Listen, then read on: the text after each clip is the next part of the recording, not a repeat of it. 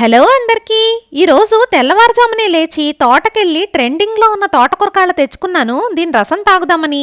ఏంటి తోటకూర కాడలా? అవి తోటకూర కాడలు తోలు తీసేసిన కాడలు కాదు, దాన్ని సెలరీ అంటారు.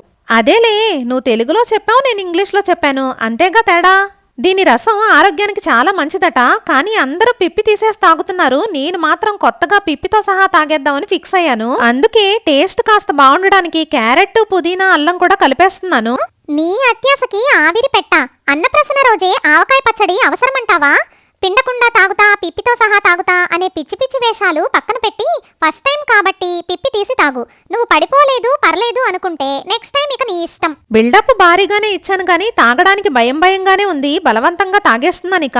నా బ్యాంక్ అకౌంట్ లో 65 రూపాయల 6 పైసలున్నాయి. అవన్నీ నా సబ్స్క్రైబర్స్ కి సమానంగా పంచమని మా శ్రీవారికి చెప్పాను. సమానంగా పంచుకుని కాస్త సబ్స్క్రైబ్ చేసుకోండబ్బా.